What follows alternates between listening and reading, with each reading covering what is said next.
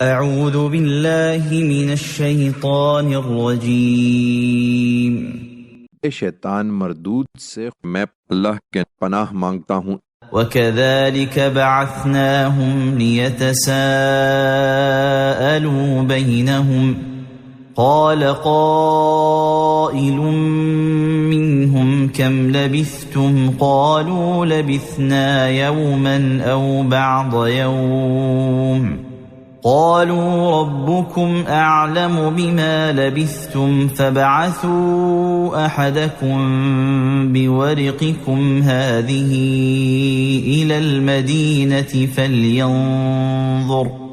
فلينظر أيها أزكى طعاما فليأتكم برزق منه وليتلطف ولا يشعرن بكم أحدا۔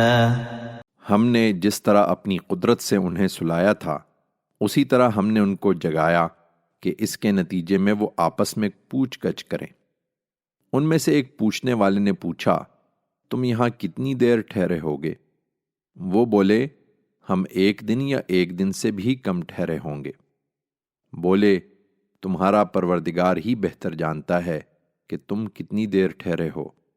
خیر، اپنے میں سے کسی کو اپنی یہ رقم دے کر شہر بھیجو، پھر وہ اچھی طرح دیکھے کہ پاکیزہ کھانا شہر کے کس حصے میں ملتا ہے اور اس سے تمہارے لیے کچھ کھانا لے آئے۔ اسے چاہیے کہ وہ چپکے سے جائے اور کسی کو تمہاری خبر نہ ہونے دے۔ انہم ان یظہروا علیکم یرجموکم او یعیدوکم فی ملتہم ولن تفلحوا اذن ابدا۔ اس لیے کہ اگر وہ تمہاری خبر پا جائیں گے تمہیں سنگسار کر دیں گے یا اپنے دین میں لوٹا لیں گے، اور ایسا ہوا تو تم کبھی فلاح نہ پاؤ گے۔ وَكَذَلِكَ أَعْثَرْنَا عَلَيْهِمْ لِيَعْلَمُوا أَنَّ وَعْدَ اللَّهِ حَقٌّ وَأَنَّ السَّاعَةَ لا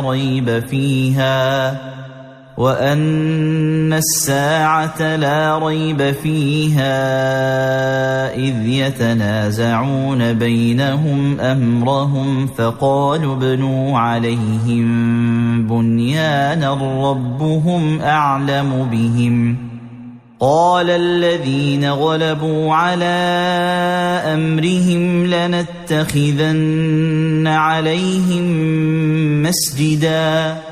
ہم نے اسی طرح اپنی قدرت سے لوگوں کو ان پر مطلع کر دیا تاکہ وہ جان لیں کہ اللہ کا وعدہ سچا ہے اور قیامت کے آنے میں کوئی شبہ نہیں ہے۔